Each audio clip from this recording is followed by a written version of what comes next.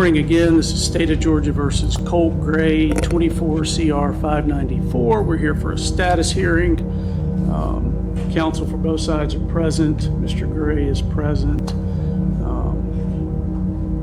A few things to discuss. Let me start with discovery. Has all the discovery? This courtroom hearing could completely change where one of Georgia's biggest criminal trials takes place, because the judge just revealed plans to move the Colt Gray case far away from Atlanta, and both sides surprisingly agreed. Been made available to Mr. Allen? Yes, Judge. We have received all the discovery from the DA, and they have been helpful in helping us open some of the files that are more difficult. Okay. Anything left to serve, Ms. Brooks? I don't believe so, Your Honor. Obviously, we'll have ongoing calls from the IDC that we will continue to give. Other than that, I don't anticipate us having any substantial new discovery. Okay. So aside from any recorded calls that are obtained moving forward, everything's been provided? Yes, Your Honor. All right. Mr. Allen, previous counsel filed a motion to change venue. I wasn't sure what your position is on that. Judge, in the event we have a jury trial, I would be adopting that motion. I do think that we would need to consider an alternate location for any trial. All right. State's position. So we're proceeding presently as though we are going to have a trial. Obviously, that can change, but so with Mr. Allen adopting that motion to change venue, what's the state's position? The state does not object to a change of venue. All right, I'll enter an order changing venue. I can tell y'all, in anticipation, I've reached out to a couple of other locations trying to find places outside of the Atlanta metro media. I got a fair amount of radio silence from some of those jurisdictions. During the hearing, prosecutors confirmed that nearly all discovery evidence has already been turned over to the defense. Then the conversation shifted toward a major issue: finding a new location capable of handling such a massive and highly publicized trial. Do you have any suggestions, Mr. Allen?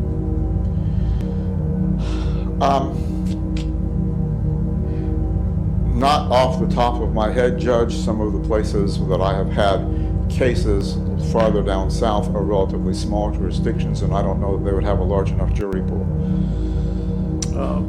Yeah, it's hard trying to get outside the metro Atlanta media circle and still find a place that's got the ability to host a trial like this.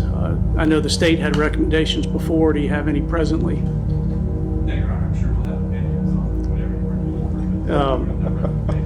Well, I can tell you the leading candidate right now is Columbia County, which is part of the Augusta area. Their media is pulled from Augusta as opposed to Atlanta. The chief judge there said they're more than likely willing to accommodate and to accept us having a trial in their courthouse. They're doing some renovations right now that should be ready. I would like to have it scheduled in the fall. State still think about 2 to 3 weeks, or? We do think this case will take less time than Colin Gray's trial. Okay. So I anticipate completing jury selection being done in 2 weeks. Maybe into the third with jury selection, but we do not think it would go 3 weeks. Okay, Mr. Allen? Judge, I would anticipate between 3 and 5 witnesses. One of them would take a substantial length of time, perhaps an entire day. Okay. So if their case is going to be a couple of weeks, then we'd probably need to be, 2.5 weeks. So. Okay. Well, if it's okay with everybody, and I know I just now told you all, so you can sleep on it and get back to me, but I'll kind of move forward in some preliminary discussions with Columbia County to try and make arrangements. And again, some of that is going to be whether or not their courthouse renovations are on track, but they anticipate that it shouldn't be a problem. Okay. And as a potential time range, I think the court just mentioned. The judge explained that many jurisdictions outside the Atlanta media area either declined or failed to respond when contacted about hosting the case. But one location quickly emerged as the leading option: Columbia County near Augusta, Georgia. The court said renovations there could allow the trial to begin sometime in the fall. Something in fall, I'm assuming somewhere from September, October range is what the court is thinking. Yeah, I can tell you with their timeline with the renovations, if Columbia County is ultimately where we're doing it, we would probably be starting mid-October and then running through potentially into that first week in November. And I can, after I have further conversations with them and if everybody's okay with that, if y'all don't have objections to that venue, then I can circle back with you guys and we can kind of iron out a time frame. But that seemed to work for them if they're going to host it. All right, as far as a scheduling order, have y'all had any discussions regarding a scheduling order? Yeah, sure. Mr. Allen and I discussed potential time frames based on a scheduled trial week, like 45 days before trial, that kind of stuff. Okay. So we can, if the court wants us to, we can sort of fashion a proposed order based on like an October 10th date. And then that'll kind of give us a better idea of an actual schedule. Even though we don't have a specific time yet, I think we can go ahead and just say that date. And so it kind of the time frames are, motions filed 45 days prior to trial. We serve our witness list on them 40 days prior to trial. They serve their witness list on us 30 days prior to trial. We serve voir dire questions 21 days prior to trial. I don't know that I'm going to review voir dire. Okay. I did that last time and Yeah, I don't think I'm going to do it again. we're totally fine with that. Okay, that's fine with me, Judge. So those are kind of our suggestions, and then the defense serve discovery 30 days before trial, which I anticipate y'all probably doing that before again. And that's kind of, would that give everybody enough? I don't think our discovery to the state is going to be very complicated, Judge. Once we get all the pieces lined up, I'll give them immediately to the state, so that'll probably be a good deal of time before the trial, even well before 30 days. So I'm sure all that'll be ironed out long before we get down to a trial. And me and Mr. Allen discussed this before court. We don't anticipate there being a ton of motions. I do think there will be a Jackson Denham hearing, of course, potentially a motion to suppress, but I think that would probably be the extent of it. Yeah, I'm anticipating somewhere between 2. Attorneys then discussed how long the trial could last. Prosecutors estimated jury selection and testimony could stretch close to 3 weeks. The defense said several witnesses are expected to testify, including at least one witness who may take an entire day on the stand. The courtroom scheduling discussion became increasingly detailed. Maybe 4 at max motions that I would offer at this point. May not even do that many. But. Okay. None pending presently that we need to address? No, Judge. Okay. All right. As far as the scheduling order, I am going to put a plea deadline in. I actually do that in essentially all my cases.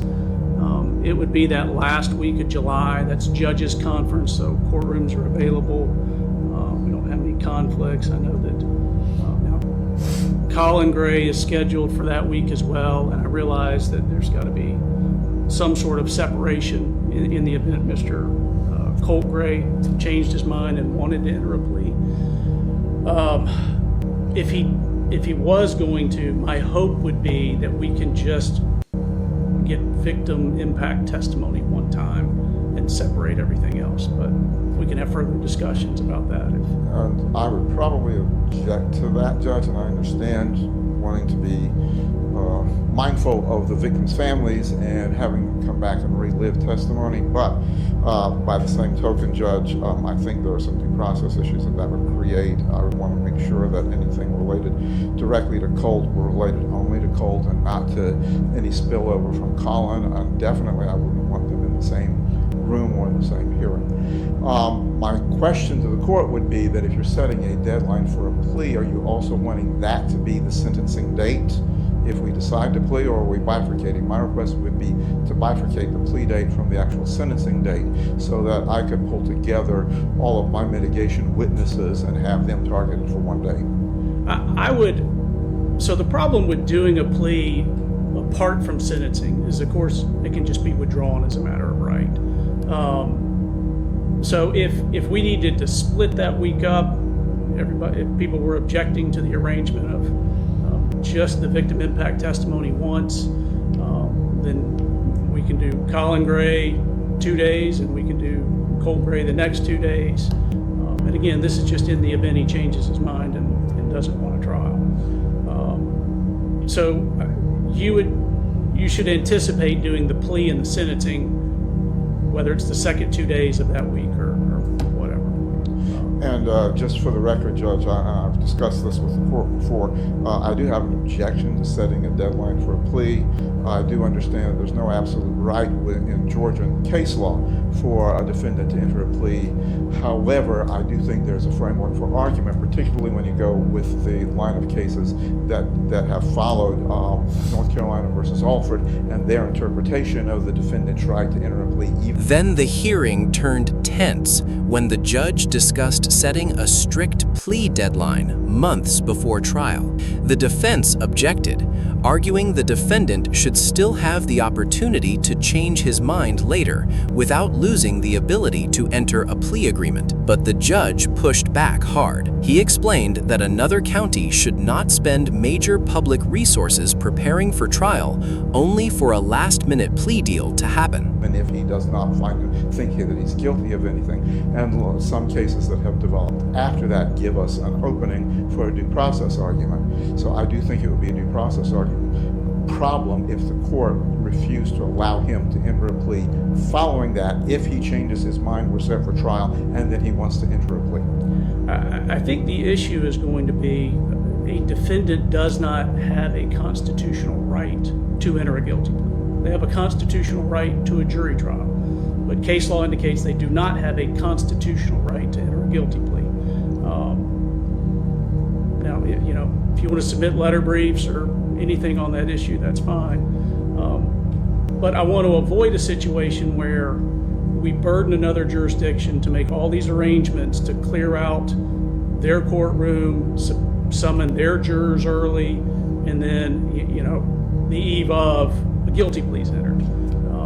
So if the expense and the time is going to go into arranging the jury trial, I want to plea early enough in advance that most of that can be bypassed, where we don't have to expend the resources, the time, and burden the other jurisdiction. So that's the reason for the plea deadline. But again, I'm happy to take letter briefs or anything on that point. Just for the record, just still objecting, Judge. Yes, sir. Thank you. State, have anything?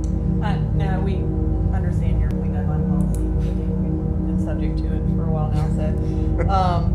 The only thing I would say, I know that I believe Bexar County schools start that Friday, July 31st. So if Mr. Gray's plea is the end of that week, that's up to the board. I just wanted to put that out there. You know, my wife's a teacher. I understand the first week of school,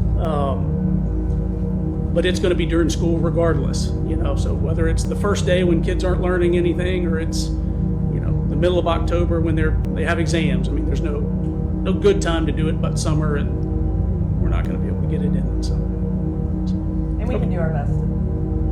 If it's those last 2 days, Thursday and Friday, we can try to get the students in the 30th to testify if they want to give a victim impact. Okay. Well, I'll follow up with Columbia County, kind of give y'all, based on the discussions with the chief judge there, give you guys maybe a little firmer timeline. Y'all can talk about the scheduling order as you laid it out. Submit that to me in Word. I'll, include any plea deadline information in it. Anything else we need to address today? Not from the state. I think logistically that's it for now. Okay. All right. Well, thank you all. Thank you, Your Honor. Thank you, Judge. Yes, sir.